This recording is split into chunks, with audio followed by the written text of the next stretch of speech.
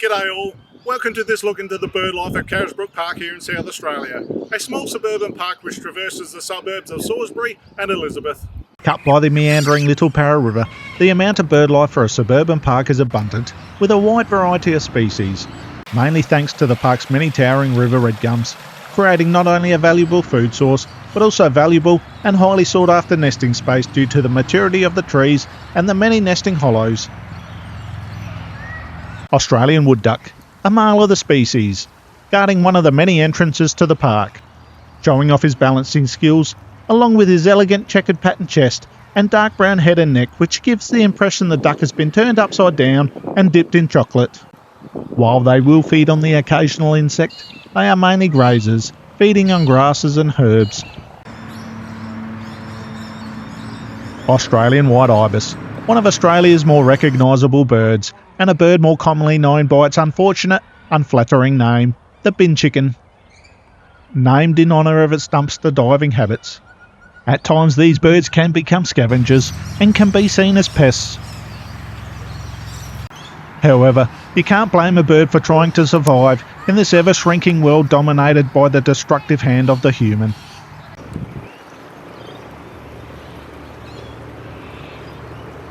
Many would say it's not the prettiest bird, however I would disagree, and it's definitely striking.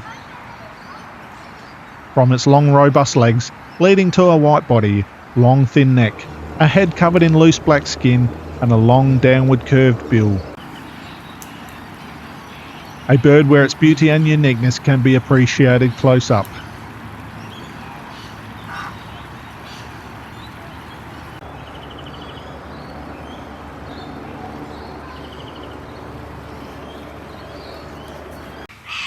This black and white marvel is a magpie lark.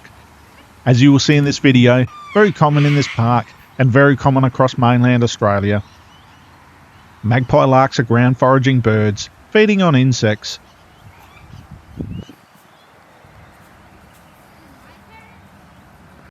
Crested pigeon, another one of Australia's common and widespread bird species. Aptly named for its thin pointed crest on top of its small head. Just like on a full moon on a dark night, its striking orange iris glowing against the grey background of the bird's head. The small thin black stripes on the wing leading to the structural coloration of greens and purples. Crested pigeon is a ground feeder, feeding on native grasses and many other seed varieties, both native and exotic.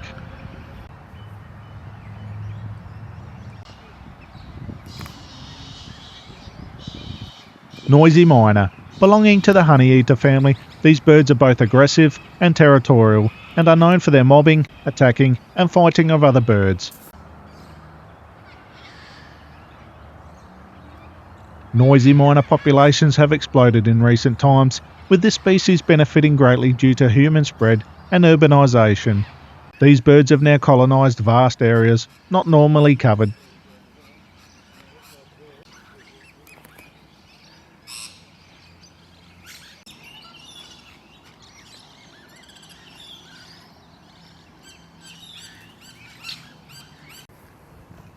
Galah, checking out a prospective hollow for raising a family, while its mate looks on from its high vantage point. These birds not only have rosy cheeks, but an entire body, topped off by a pale pink crest. With the suburban proximity of the park, the bird noises are not the only noises echoing across its vast spaces. Human voices, dog barks, car engine noise, sirens, and even a helicopter can be heard, but here in the park it doesn't seem to deter the birds too much. With the Sulphur Crested Cockatoos watching on from above, a pair of Pacific black ducks enjoying the flowing cool water of the creek. Although a wild bird, this species of duck can become quite tame around humans. A widespread nomadic bird not only in Australia, but a large part of the world. A duck that can easily be crossbred with other species of duck, which would account for the light brown colour of this female shown here.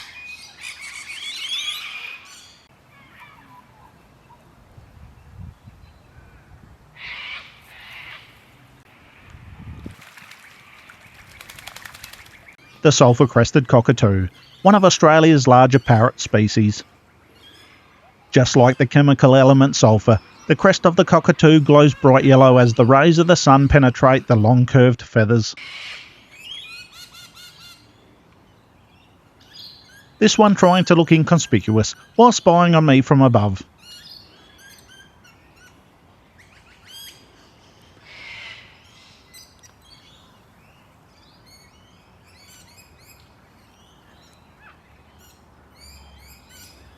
Sulphur Crested Cockatoos have developed a protective behaviour when the flock is feeding on the ground. Unselfishly, a single member of the flock will guard the group from a high vantage point, normally a dead tree with unrestricted views. At the first sign of danger, the guard will sound the alarm, releasing a number of loud warning screeches. However, with no present danger, and white being so difficult to keep clean, the cockatoos continue with the ongoing chore of preening.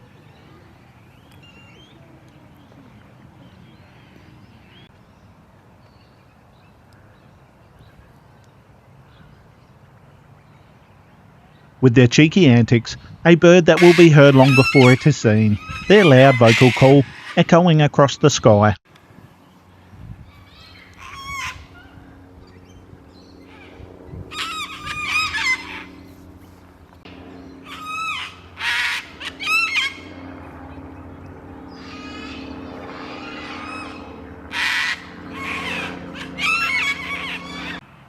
I've known this bird as the Murray magpie.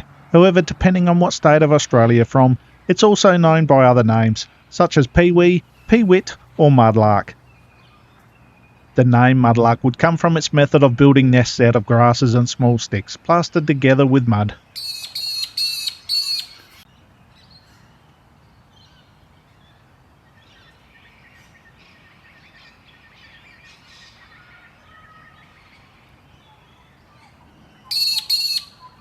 Possibly the most abundant of any bird species in the park, and definitely the most colourful. However, despite the bird's polychromatic mosaic front, it can be at times difficult to spot through the foliage of the trees. Rainbow lorikeet lapping up any nectar and pollen it possibly can with its brush-tipped tongue, before showing some courtship affection to a possible mate.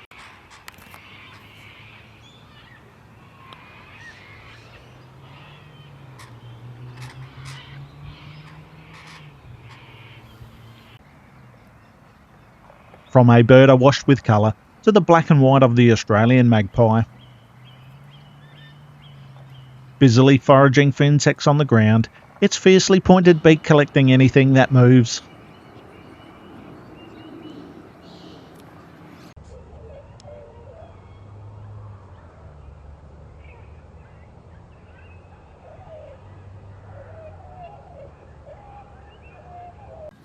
Not only are there native species in the park, but also introduced species such as this colony of rock pigeons, or otherwise known as domestic pigeons.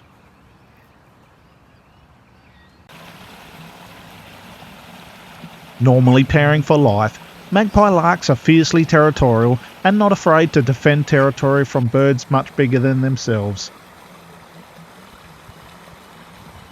Although sexes appear similar, one distinguishing feature is females have a white face, while the male has a black face, as highlighted in this picture.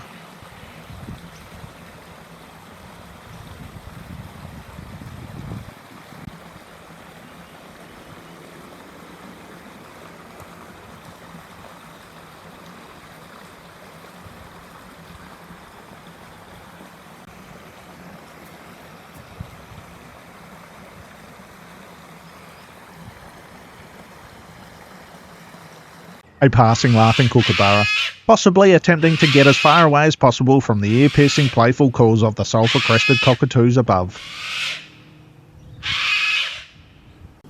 Like the show-off in the schoolyard yelling out, "Look at me, look at me," the loud and playful crazy antics of this sulphur crested cockatoo. Like a maestro conducting, this cockatoo is creating its own symphony of sight and sound. Sulphur crested cockatoos are highly intelligent birds, adored in aviculture. However, in captivity they can be loud, destructive and aggressive. traits which they can also be hated for in the wild, especially by farmers who consider them pests. But for now, we will simply enjoy the crazy antics of this cockatoo enjoying life.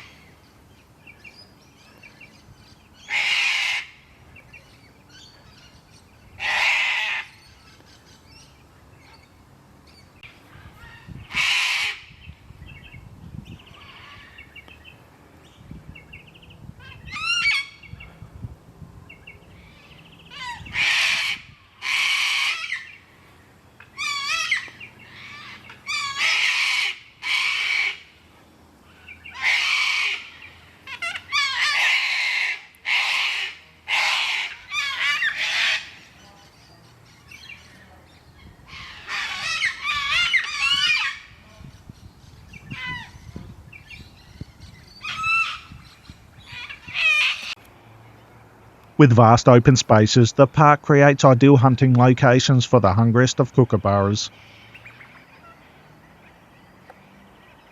This pair of laughing kookaburras, ready to pounce on any prospective meal which happens to stray into the gaze of the kookaburra's amazing eyesight. With insects, small mammals, reptiles, and even birds no match once the grip of the kookaburra's powerful beak has taken hold.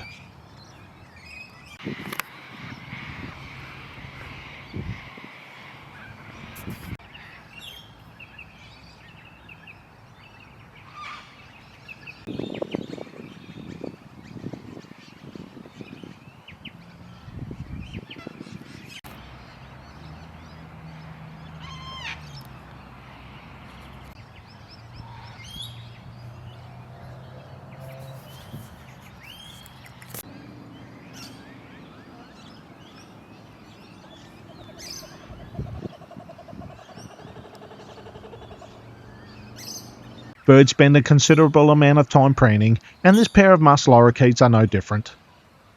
With feathers playing a vital role to the bird's survival due to their insulating, waterproofing and aerodynamic factors, preening is an important maintenance behaviour. Just like rainbow lorikeets, musk lorikeets are nectivores, feeding mainly on the rich nectar of many native plant species. Being nomadic, they follow the flowering trees. However, musk lorikeets have thrived with urbanisation and are known to have behavioural changes around feeding and their nomadic traits, with the birds preferring the urban environment and less likely to travel possibly to the availability of feed. This brings on behavioural changes called phenotypic plasticity. Basically, it changes its behaviour to suit the changes to its environment.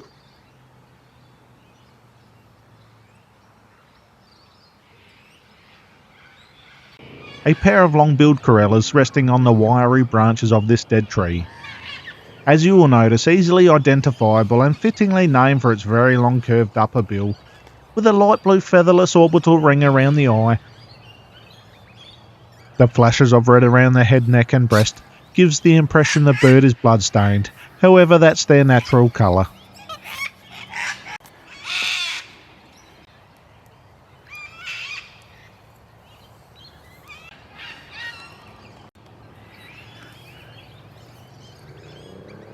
Resting until menaced out of position by the larger, more dominant Sulphur Crested Cockatoo.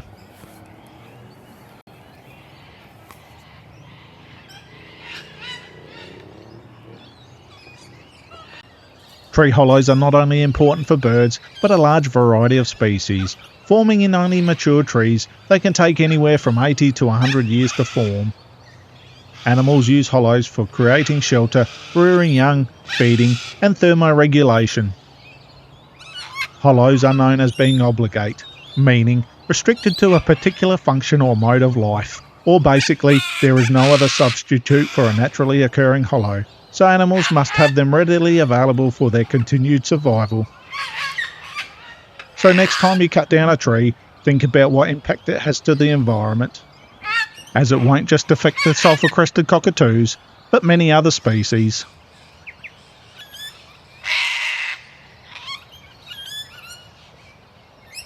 With spring upon us, the days will become longer and warmer. In response, many bird species are starting to form bonds with the opposite sex. This pair of Australian wood ducks grazing. The brown-headed male has a firm eye on the female, not letting her wander too far away, but she is more interested in feeding.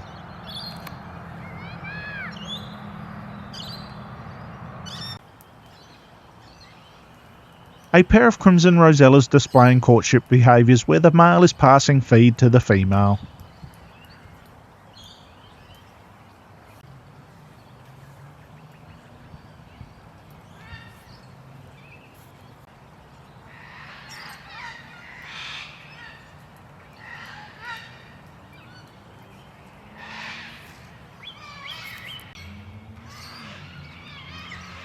With the fading light, feeding is now finished for the day, and the rainbow lorikeets are starting to settle, but not before creating some crazy antics of their own. Their brilliant colours on full display. Easy to see why they are called the rainbow lorikeet.